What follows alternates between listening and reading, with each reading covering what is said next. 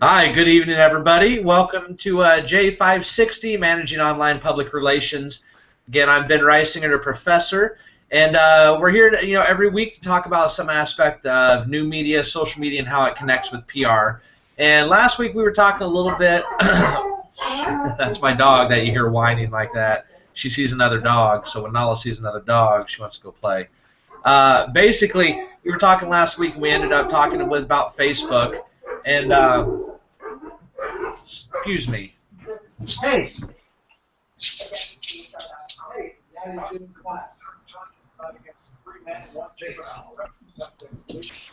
Woo!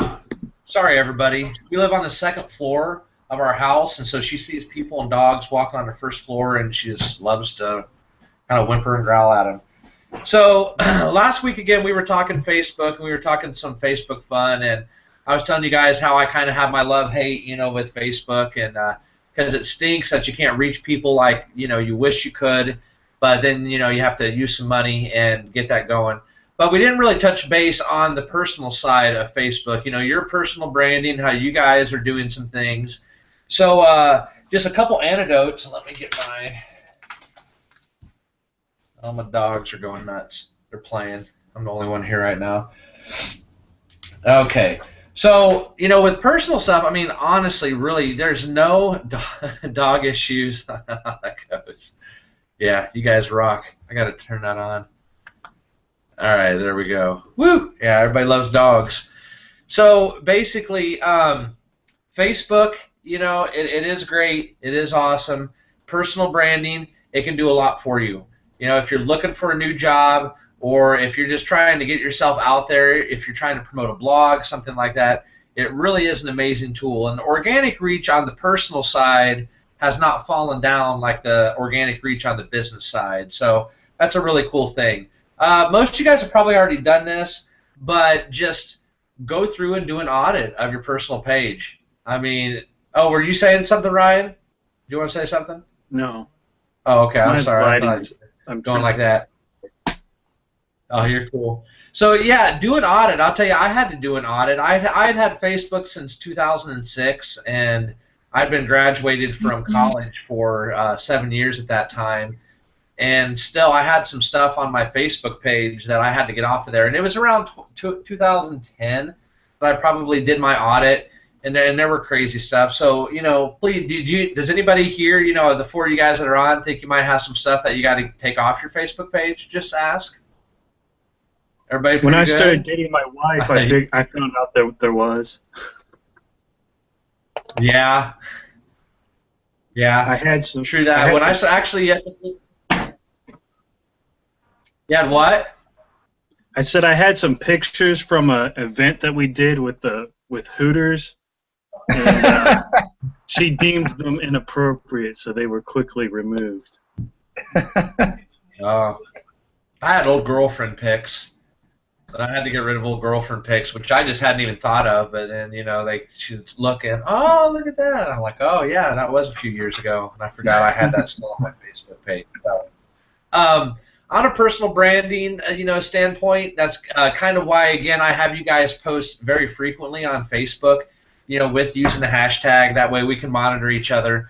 But, really, I want you, again, to blend that personal along with your communication, your PR, maybe your social stuff, anything that has to do with digital media, because more and more as every year goes by, PR is becoming, digital media focused. I hate to say that. I mean, there's still definitely a spot out there for traditional media. Don't get me wrong when I say that, but digital media in the statistics are out there in the last 3-4 years.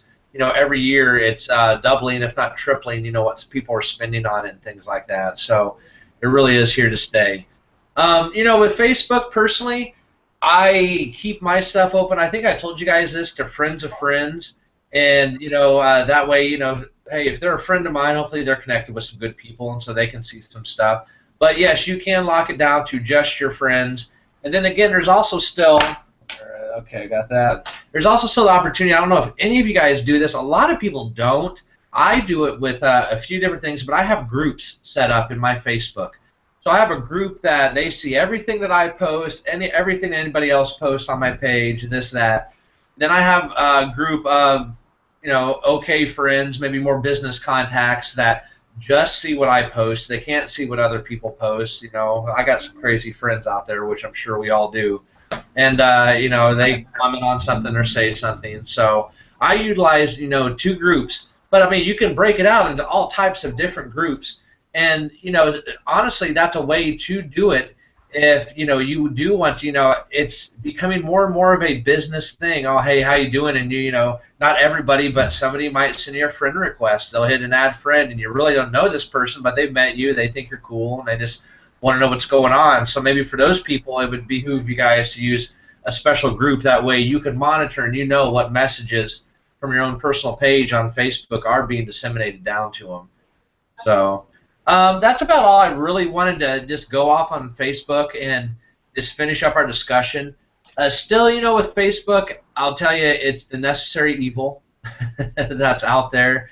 I mean, a good 40–50% of the country still thinks, oh, social media, you're talking Facebook, and then there's that tweet thing, So Facebook is very relevant, especially among the older crowds. We're seeing, yes, more and more millennials and younger people as they come on board and going to different other types of platforms, but Facebook is there. So now we'll get back on to SEO and take a drink. Anybody have anything on Facebook real quick, an anecdotal thing or, a question? How much do you spend in your budget every year to do Facebook? Or was that just a one-time thing the other week? Oh, no. I mean, I actually have a budget. This year was the first year at Mary Free Bed that we actually used a budget, and we used that budget to help boost posts. It was a few $1,000s. It was under $5. It was over $3. I'll say that. It wasn't a lot, but it was enough where, if we have something special or, a post that I think, really needs to be out there, I would do it. How much do I boost? Probably out of a 7-day week, probably 2 or 3 times a week. If it's a big week, like when we had our ribbon cutting ceremony for our new hospital a few weeks ago, I spent a few $100s. Normal weekly spend might be anywhere from like, $20 to $20 to $100, just depending on if what it is and what's going on and things. I hate to say, I think I might lose a little bit of my budget this year as we open up a new hospital, and I don't know, how that's going to affect us because our largest and most effective platform by far is Facebook, just because of our demographic, which is females aged 30 to 65. So that's the bread and butter of Facebook. But you said you have virtually none in your position, right? No type of budget to do any type of boosting? Well, now I have the opportunity because I've convinced them that it's necessary. It is necessary. I mean, think about like an ad, So right now, I've just kind of estimated about $5 a day on both Facebook and Twitter. Would that be a good place to start?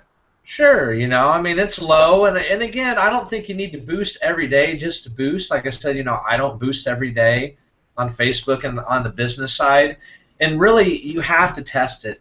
I mean, it really is all about the numbers. There are different ways to boost your posts. You can boost your page, you can boost your posts, you can boost your post to people that like your page, you can boost your post to people that are like around you in a geographical area, certain demographics. I mean, you can break it down so many different ways. But yeah, I mean, I definitely would use it. You will see your numbers go up. I mean, what's your average right now of people that you're reaching, depending on how many people you actually have that have liked your page? Depending on how interesting the post is, I have had up to about 5 to 10% on a really good one, but most of them are around 3, And that's right on par with the numbers that everybody's seeing. And if you read blogs and this stuff, that's what everybody's saying. And I mean, and that reach stinks, man. I mean, you work your butt off to get all these people to like your page, and Facebook, in true organic wise, is locking you down and keeping you down less than reaching 5% of the people that like your page. I mean, That's not social media to me. I mean, it is social media just because of the nature of it, but that wasn't the true intention of it when it started. But again, Twitter, you'll see a much higher organic reach, truly organic reach in Twitter. But yes, it's just the special things that I really try to boost on Twitter, because I feel like I have that knowledge base that I can organically make my things, make my tweets, viral and get that reach out there, and I'm happy with the reach. And the average reach is probably 7 to 15%, depending on what it is with my organic Twitter. But that's a whole nother discussion. We'll talk about that later. So yeah, good question. Good question. Anything else on Facebook before we move on to SEO? Man, SEO is another necessary evil. All right. So SEO.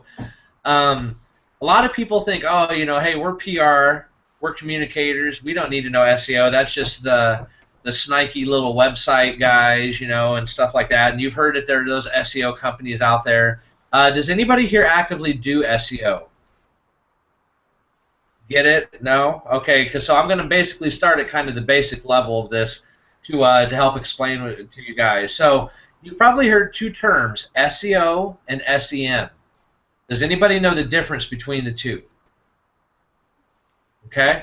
No? All right. So basically, SEO is search engine optimization. And let me get it. I always have them up here on Wikipedia. And this is a definition of what SEO is through Wikipedia.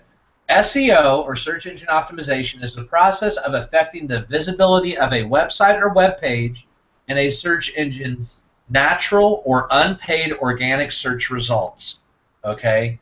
In general, the earlier and more frequently a site appears in the search result list, the more visitors it will receive from the search engine's users. Okay? SEM now. And what is SEM? SEM is search engine marketing. Okay?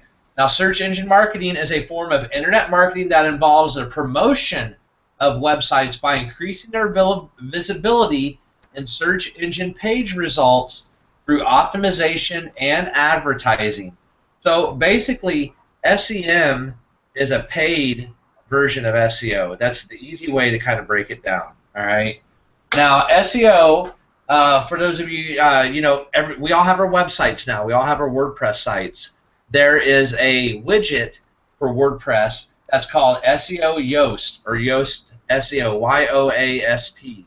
And that is a free plugin or free widget that you can download for your website that will walk you straight through, some SEO stuff for every blog post that you have, every web page that you have, and it's a very, very powerful tool. I'm actually using that with the new MaryFreebed.com, which is launching here in just a few weeks, and because it's I'm using the paid version of Yoast and things like that. So, search engine optimization is basically using a keyword, okay? And using this keyword, and this is the keyword that you want picked up from the blog. So let's say that you've done a blog on Twitter, which several of you have. You've done article reviews. And as you're working up your post, in the headline you want to say the word Twitter somehow. In the body copy you want to say the word Twitter somehow. And then under the tags down at the bottom, or if you're using Yoast, it'll ask you for a keyword. You want to put that keyword into your Yoast button at the bottom, which would be Twitter. All right. An old rule of thumb is the rule of threes. That you want that, and some people even used to go higher, 5, 7, which in those, when you have a keyword and you're looking at that keyword like 7, 8, 9, 10 times within like 2 or 3 paragraphs, it really gets to annoy you, of text. But really, I still find good success with the rule of threes. Always try to use it in your title. Titles are very important and are picked up very well by the search engine spiders, especially in YouTube as well. So when you're doing your web video midterm that you're going to turn in here at the end of the week, make sure you think about your title. Make sure in the description you get that keyword in there, and then the tags for your YouTube video, make sure you get that keyword in there again, and you're actually optimizing social media. So, in the quick time that we have, so, bounce off of websites, a lot of people don't think that you can use SEO within social media, and you absolutely can use search engine optimization through social media with any type of your posting that you do. Think about what you actually name your pictures. What pictures are named now are picked up by search engines. So let's say you're doing something on, okay, Ryan, man, let's use your place. You work for the library. So let's say you're doing a blog post. Excuse me. Let's say you're doing a blog post on the library, and there's some author or something like that. Make sure you get that author. name and the title, inside the body copy, down within the tags. Again, if you're using Yoast, you'll see it'll ask for page title, meta description, which is a description that's up in Google, and things like that. And Yoast is awesome. Now, when I say SEO and SEM, there's really only one player in it, and it's Google. But yes, there is Bing, there is Yahoo, and just the same way that you can purchase AdWords and that's called search engine marketing, SEM, through Google. You can do the same thing in Yahoo and Bing. They just never caught on. I think Bing really tried, and they're still trying. They just want to be like, hell, let's Google it, let's Bing it. But it just never has caught on like they thought it would.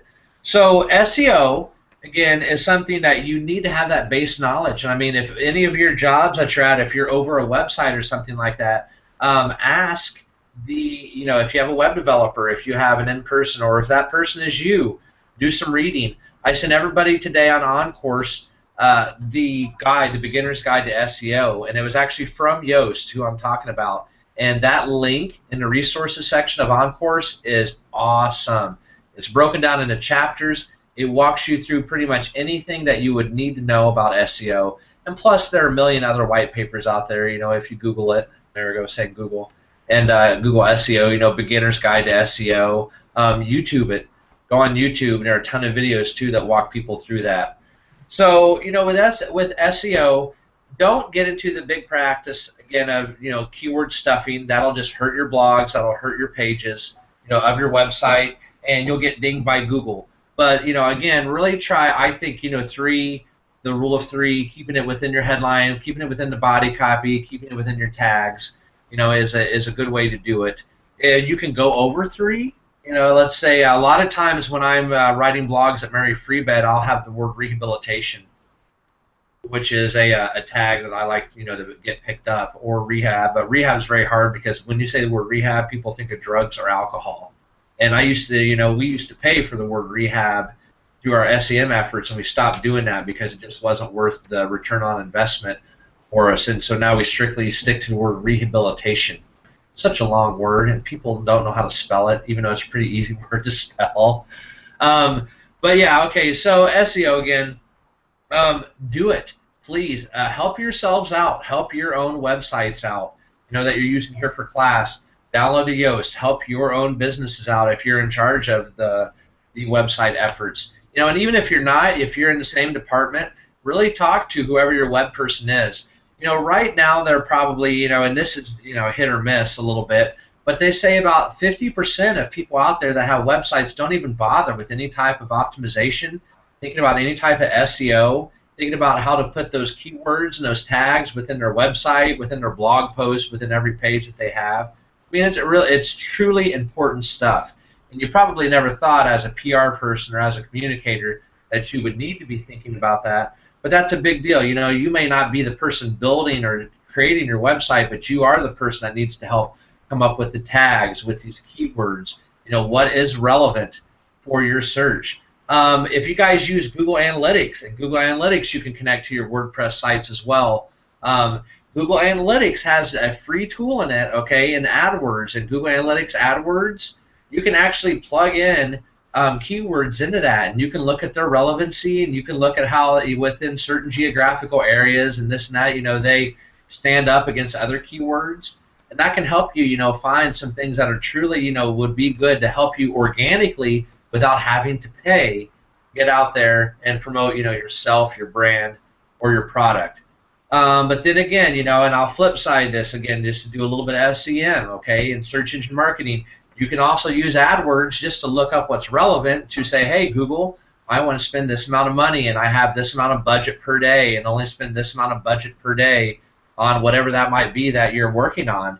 And, it's tricky. It is so hard. It's almost like an auction. You're bidding against other people about those AdWords themselves, and that's tough. That's a tough thing to do. I've used help with SEM before. I have dabbled in it, but again, I want it to be worth the ROI. So you really have to take a look at that and see how that's going to help. But so quickly, okay, so it's 6:25, okay, right now. I want to tell you guys, you probably never thought about SEO and SEM in these contexts, right? You know, it's just changed the way that you think about these things to ask. And for some of you, are you going to do anything with SEO and SEM now that we've kind of talked about them? Nobody? Ah, shoot, you guys are quiet tonight. Definitely. What's that? You said definitely? Yeah. Yeah. Right on. Get it in your budget, buddy. Are you over the website too, or just social? Well, I don't control the website, but I do add a few things to it. Like I'll add the newsletter to it, but I wasn't the one that created it, nor am I the one that really oversees it. Okay. Right on. We're getting some good discussions with him.